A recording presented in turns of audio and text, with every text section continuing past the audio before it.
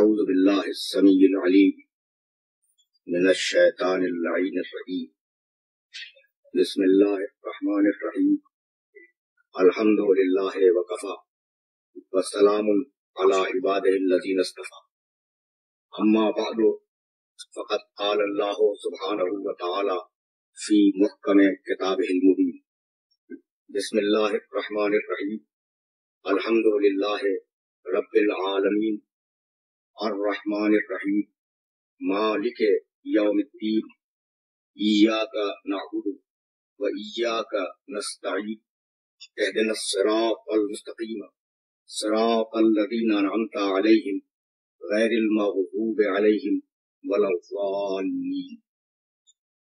عزیزان محترم، یہ سورہ جو آپ کے سامنے تلاوت کیا گیا، اس میں 7 آیتیں ہیں، 25 کلمات ہیں اور 140 حروف۔ یہ اتنا اہم سورہ ہے قرآن مجید کا کہ جتنے نام اس سورے کے مفسرین نے لکھے ہیں اتنے نام کسی اور سورے کے نہیں۔ مشہور ترین ناموں میں اس کا نام ہے فاتحۃ الکتاب، کتاب کی اوپننگ، کتاب کا افتتاح، کتاب کا مقدمہ۔ اس کا اہم نام ہے ام الکتاب، کتاب کا مرکز، کتاب کا تخم۔ اس کا نام ہے الحمد، ان کے سورے کا آغاز ہے الحمدللہ رب العالمین۔ اس سورہ مبارکہ کا نام ہے سبع مثانی، جیسا کہ قرآن مجید کے 15ویں سورے میں، سورہ ہجر میں، پروردگار عالم نے پیغمبر اسلام سے خطاب فرماتے ہوئے یہ ارشاد کیا کہ لقد آتیناک سبعا من المثانی والقرآن العظیم، حبیب ہم نے تمہیں 7 مقرر آیتیں دی اور قرآن مجید دیا، قرآن عظیم دیا۔ یعنی اتنا اہم سورہ ہے، سبع مثانی یعنی 7 مقرر آیتیں، اتنا اہم سورہ ہے کہ اسے قرآن کے مقابلے میں الگ اہمیت کے ساتھ ذکر کیا ہے کہ ہم نے تمہیں سبع مثانی عطا کیے اور قرآن عظیم عطا کیے۔ اس سورے میں جن مضمرات کو پروردگار عالم نے سمویا، ان مضمرات کے لیے سب سے پہلے تو یہ کہ اگر فاتحۃ الکتاب سمجھ میں آ جائے وہ مضمرات بھی سمجھ میں آ جائے۔ فاتحۃ الکتاب کے معنی کتاب کا مقدمہ۔ عزیزان محترم، جب کتاب پڑھی جاتی ہے، کوئی انسان کسی کتاب کو پڑھتا ہے تو اسے یہ اندازہ لگانے کے لیے کہ کتاب کا موضوع کیا ہے، کتاب میں کن کن مسائل پر گفتگو کی گئی ہے، کتاب مجموعی طور پر کہنا کیا چاہتی ہے، وہ پہلے اس کے مقدمے کو پڑھتا ہے۔ اور مصنف کی شعوری کوشش یہ ہوتی ہے کہ وہ اس کتاب کے مقدمے میں ان سارے مسائل کو مختصراً ذکر کرے جو کتاب میں تفصیل کے ساتھ بیان کیے جا رہے ہیں۔ یہ سورہ جس کا نام سورہ حمد بھی ہے اور سبع مثانی بھی ہے اور ام الکتاب بھی ہے، یہ سورہ ہے فاتحۃ الکتاب، کتاب کا مقدمہ۔ تو ظاہر ہے کہ جتنے مسائل پروردگار عالم نے مختلف مواقع پر اور مختلف منزلوں میں اور مختلف سوروں میں قرآن مجید میں پھیلا کے بیان کیے، ان سب کی تلخیص اس چھوٹے سے سورے کے اندر یقینی طور پر موجود ہو۔ تو آج کی حد تک ہم یہ طے کریں کہ قرآن مجید کے بنیادی موضوعات ہیں کہ اگر بنیادی موضوعات سمجھ میں آ گئے تو پھر ان کی تلخیص بھی اس سورے میں سمجھ میں آ جائے گی۔ دیکھیے قرآن مجید میں یوں تو بہت سے موضوعات ہیں اور دنیا کا کوئی موضوع ایسا نہیں ہے جسے قرآن نے ڈسکس نہ کیا، جسے قرآن نے پڑھتا نہ ہو اپنی کتاب اور اپنے الفاظ۔ لیکن بنیادی طور پر جو قرآن مجید کی تقسیم ہے وہ تقسیم یہ ہے کہ اس کتاب میں عقائد ہے،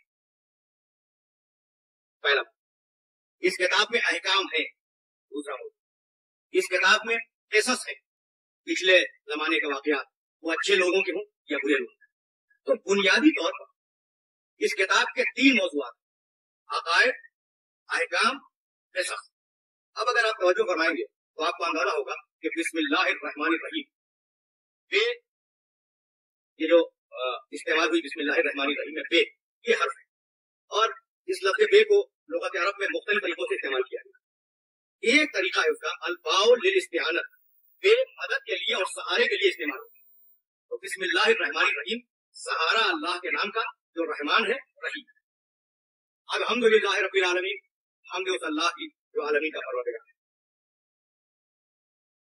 مالک یوم الدین، میں درمیان سے ایک جملے کو چھوڑ رہا ہوں۔ مالک یوم الدین جو قیامت کے دن کا مالک ہے۔ ایاک نعبد، پروردگار ہم فقط تیری عبادت کرتے ہیں۔ वइय्याका नस्तईन, और परवरदिगार हम फकत तुझी से मदद चाहते हैं। इहदिना सिरातल मुस्तकीम, मेरे मालिक हिदायत फरमा सिरातल मुस्तकीम की तरफ हम सब। सिरातल लज़ीना अनअमता अलैहिम, परवरदिगार उन लोगों का रास्ता जिन पर तूने अपनी नेमतें नाज़िल की। गैरिल मग़ज़ूबि अलैहिम वलद्दालिन, वो नहीं जिन पर तेरा गज़ब नाज़िल हुआ और वो नहीं जो गुमराह थे। अक्सर तर्जुमा किया जाता है कि न उन लोगों का रास्ता, लेकिन ग्रामेटिकली ये तर्जुमा दुरुस्त नहीं। ये अर्रहमानी रहीम चूंकि मुकर्रर आया है, इसलिए मैंने तरतीब कलाम को मजबूत रखने के लिए थोड़ी देर के लिए उसे हटा के किया। तो गुजारिश आज की हद तक इतनी है कि परवरदिगार आलम ने इस छोटे से सूरे में जो अदब दिया और जो उसूल दिया सारी इंसानियत को, वो उसूल ये है कि सहारा अल्लाह के नाम, यानी जो भी काम करो, जिस काम का भी आगाज करो, जिस मंजिल फिक्र में तुम्हारा दिमाग कन्विंस हो जाए कि इसे करना है, उसके आगाज में ये जरूर कहो कि बिस्मिल्लाहिर्रहमानिर्रहीम, सहारा अल्लाह के नाम का जो रहमान भी है और रहीम। यही सबब है कि अगर आप तारीख अंबिया को उठाकर देखें तो आपको अंदाजा होगा कि मुख्तलिफ अंबिया ने मुख्तलिफ मराहिल में इस जुमले को इस्तेमाल किया। सूरह हूद 11वां सूरा है कुरान मजीद का।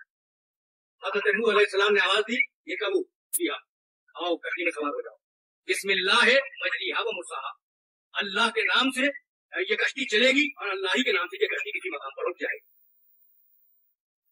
हज़रत सुलेमान अलैहिस्सलाम ने जब बिल्कीस को खत लिखा तो लिखा इन्नहु मिन सुलेमान व इन्नहु बिस्मिल्लाहिर्रहमानिर्रहीम, ये खत सुलेमान की तरफ से है और खत का आगाज किया बिस्मिल्लाहिर्रहमानिर्रहीम।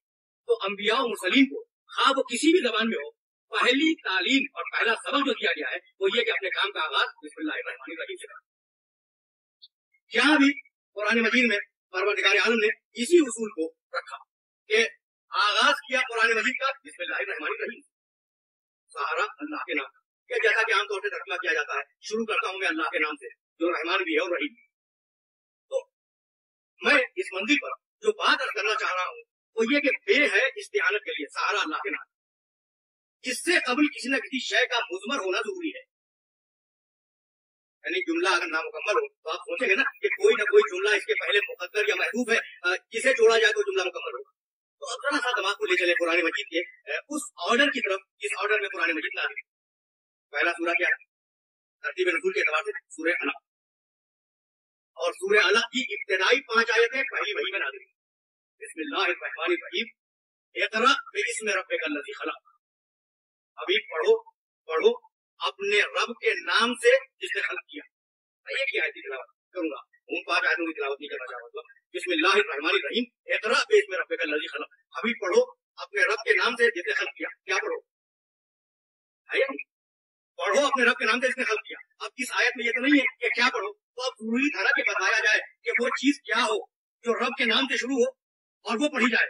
तो बेख्तियार परवरदिगार आलम ने इसके बाद आवाज दी बिस्मिल्लाहिर्रहमानिर्रहीम, पढ़ो कि सहारा अल्लाह के नाम का जो रहमान भी है और रहीम। तो हुक्म इक़रा आया, इख्तिलाफ किया है ना उलमा और मुफस्सिरीन ने कि ये सूरा मक्के में नाज़िल हुआ या मदीने में नाज़िल हुआ, या मक्के में भी नाज़िल हुआ और मदीने में भी नाज़िल हुआ, इख्तिलाफ है। तो अब ये सूरा मदीने में नाज़िल हुआ हो या न हुआ, इतनी बात तय है कि बेशक के इब्तिदाई अहद में पैगंबर इस्लाम पर नमाज वाजिब हो चुकी थी और नमाज का ये सूरा जो नाज़िल है इसलिए इसका मक्के में नज़ूल यकीनी तौर पर सामने है।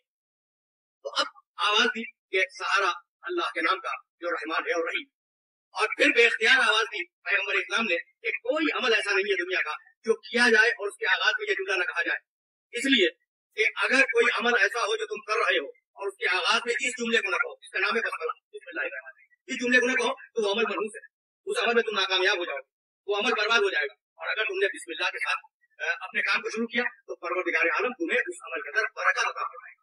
तो ये जो उसूल दिया गया है, इस उसूल का मतलब क्या है? कोई ना कोई बात होगी जिसकी वजह से ये कहा गया कि शुरू करो अल्लाह के नाम से, और जब तक बिस्मिल्लाहिर्रहमानिर्रहीम न कह लो उस वक्त तक अपने अमल को स्टार्ट न करो, अपने अमल का आगाज करो, तो कोई ना कोई पस मंजर तो है। तो अज़ीज़ान मोहतरम, इस बात को याद रखिए कि 4 लफ्ज है और एक हर्फ बे है, जिसके मानी मैंने आपको बता दिया। इस्म अल्लाह रहमान रहीम, 4 अल्फाज है ना, इस्म अल्लाह रहमान और रहीम। अजीब और गरीब बात यह है कि ये आयत बिस्मिल्लाहिर्रहमानिर्रहीम कुरान मजीद में 114 मकामात पर इस्तेमाल हुई, 113 मकामात पर सूरों के आगाज, और एक मकाम पर सूरह नमल में इस आयत का हवाला मैं भी देकर गुजरा हूं कि इन्नहु मिन सुलैमान व इन्नहु बिस्मिल्लाहिर्रहमानिर्रहीम। 114 मकामात। अल्लाह परवरदिगार आलम का इसमें साथ है, ज़ाती नाम है, और रहमान और रहीम उसके सिफाती नाम है। तो क्या सिफाती नाम अल्लाह के फकत रहमान और रहीम है? नहीं, रहमान भी है, रहीम भी है, कहार भी है, जब्बार भी है, मुतकब्बिर भी है, रऊफ भी है। बाज़ दुआओं में परवरदिगार आलम के 1000 नाम है, 1000 नाम है। अब आपको इससे अंदाजा होगा कि अब्द का और माबूद का रिश्ता क्या है, और वो रिश्ता ये है कि परवरदिगार आलम ने 114 मकामात पर कुरान मजीद में अपने ज़ाती नाम के बाद जो सिफत इस्तेमाल किए वो रहमत की सिफत है, वो रहमान है, वो रहीम। मैं कह सकता था ना बिस्मिल्लाहिल क़हारिल जब्बार, बिस्मिल्लाहिर रऊफ़िर रहीम मतलब, लेकिन नहीं कहा। हर मकाम पर अल्लाह के बाद लफ्ज़ रहमान और रहीम को रखा है। तो बतलाना यह था कि बंदों से जो उसका रिश्ता है वो कहारियत का रिश्ता नहीं, बंदों से जो उसका रब्त है वो जब्बारियत का रब्त नहीं है, वो रहमानियत और रहीमियत है। वो रब्त थी रहमानियत और रहीमियत है। तो जब रहमानियत और रहीमियत का रब्त है तो तुमने अपने काम का आगाज किया, तुम अब अपने काम को करने जा रहे हो, तो इस बात का ख्याल रखो कि जब तुम अपने काम का आगाज कर रहे हो तो तुम मुख्तार, तुम्हारे पास इख्तियार है काम के करने का। लेकिन क्या ये समझते हो कि नऊज़ बिल्लाह वो इख्तियार देकर खुद आजिज हो गया? नहीं, वो रहमान भी है, वो रहीम भी है। तुमने अपने काम का आगाज किया और अब उसकी रहमानियत का तकाजा ये है कि वो तुम्हारे काम को सही तरीके से अंजाम तक पहुंचाए। तो उसकी रहमानियत की फितरत है और उसकी रहमानियत का तकाजा है कि तुमने जिस काम का आगाज किया है उसे वो सही तरीके से तुम्हारे ही हाथों से अंजाम दिलवा दे। इसलिए कि अगर वो इंसान के आमाल की लगाम को अपने हाथ में ले लेता तो न सजा मंतकी होती न जजा मंतकी, सजा भी गैर मंतकी हो जाती, जजा भी गैर मंतकी हो जाती। इसे कहा कि नहीं, तुम अपने आमाल में आजाद, तुम अपने आमाल में आजाद। जब आमाल में आजाद हो तो अब अमल करो। जरूरी तो नहीं है कि सही नतीजे तक उस अमल के पहुंच जाओ, और दुआ मांगो परवरदिगार से कि वो तुम्हें सही नतीजे तक पहुंचा दे। तो वो दुआ क्या हो? वो दुआ ये हो कि जब अपने काम का आगाज करो तो बिस्मिल्लाहिर्रहमानिर्रहीम से आगाज करो। यही सबब है कि अमीरुल मोमिनीन अली इब्न अबी तालिब अलैहिस्सलाम ने अपने बेटे मोहम्मद हनफिया एक जंग में फनून अरब तालीम करते हुए अजीब जुमले कहे जो आज तक नहजुल बलागा में मौजूद है कि बेटे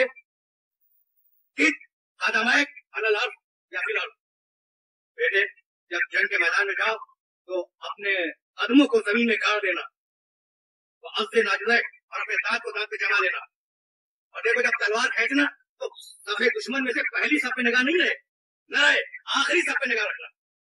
यानी ये फनून हर्ब है जो अली अपने बेटे को तालीम दे रहे हैं। जमीन में गड़ जाओ बेटी तरीके से, दांत पर दांत को जमा लो और दुश्मन की आखिरी सफ पे निगाह रखो, और अब तलवार चलाते हुए आखिरी सफ तक जाओ, और जब आखिरी दुश्मन को भी कत्ल कर लो तो इस पर ना कर जाना कि फतह मैंने किया है, बल्कि तलवार मैंने चलाई है, फतह दी उसे रहमान ने। ये समझते रहना कि तलवार मैंने चलाई और उस रहमान रहीम ने फतह दी है, इसके नाम से मैंने इसका आगाज किया। तो हकीकत ये कि बसमला में परवरदिगार आलम ने ये राज रखा है कि हम रहमान भी हैं और हम रहीम भी हैं। अगर तुमने रहमान और रहीम के सहारे से और हवाले से उस काम को किया तो हम तुम्हें सही नतीजे तक पहुंचाएंगे। ये है फलसफा और ये बैकग्राउंड बसमला का। अच्छा, तो अब इंसानी अमल पर उसका असर क्या है? तो बसमले का असर इसमें इंसानी अमल पर क्या है?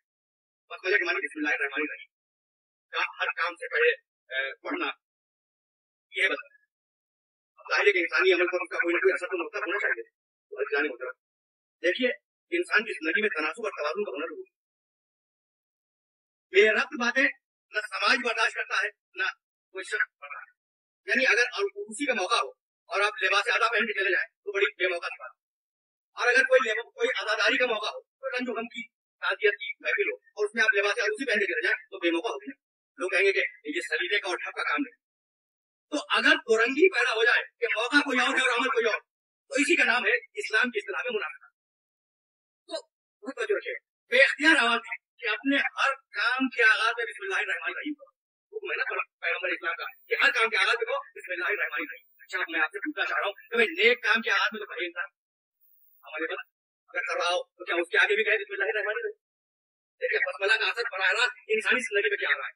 बुरे काम हम जब करने जाए नऊज़ बिल्लाहि मिन ज़ालिक तो क्या उसको भी बिस्मिल्लाहिर्रहमानिर्रहीम है? तो बतलाना यही था कि अगर तुमने आदत डाल ली हर काम के पहले बिस्मिल्लाहिर्रहमानिर्रहीम कहने की, तो जैसे ही बुरे काम की तरफ जाओगे वो जुमला तुम्हें उस काम से रोकेगा, वो जुमला तुम्हें उस काम से रोकेगा। तो ये है बराह रास्त असर बिस्मिल्लाहिर्रहमानिर्रहीम का इंसानी जिंदगी का। और अब बेख्तियार आवाज अल्हम्दुलिल्लाह अल्हम्दुलिल्लाह रब्बिल आलमीन, हमद उस अल्लाह की जो आलमीन का परवरदिगार। अल्हम्द में अलिफ लाम है, और अलिफ लाम कभी जिन्स के लिए इस्तेमाल होता है, कभी अदे खारजी के लिए इस्तेमाल होता है, कभी अदे ज़हनी के लिए इस्तेमाल होता है, कभी इस्तिग़राक़ के लिए इस्तेमाल होता है। बड़े मौक़े हैं अलिफ लाम के इस्तेमाल। मुफस्सिरीन ने लिखा है कि यहाँ अलिफ लाम जो है अलहम्द में ये है इस्तिग़राक़, और इस्तिग़राक़ के मानी है कि कोई फर्द बाहर न रहे, सारी अफराद सारी फर्दें सिमट जाए। तो अलहम्द यानी जितनी भी तारीफें दुनिया में मुमकिन है वो सब अल्लाह के। ये तर्जुमा अलहम्द का। हम के मानी क्या है? हम के मानी तारीफ। अब हम के भी एक टेक्निकल मानी है जिसको मैं बयान करके फजा को गोल्डन नहीं बनाना चाह रहा हूँ। तो सादे अल्फाज में हम के मानी तारीफ। तो दुनिया में जितनी भी तारीफें हैं वो अल्लाह के। ऐसा अल्लाह रब्बुल आलमीन जो आलम का है, आप उसको मंदिर करो, सारी तारीफें अल्लाह के। तो किसी और की तारीफ मुमकिन है? फिर कुरान के आगाज में आवाज ऐसी सारी तारीफें अल्लाह के लिए जो आलमीन का परवरदिगार है।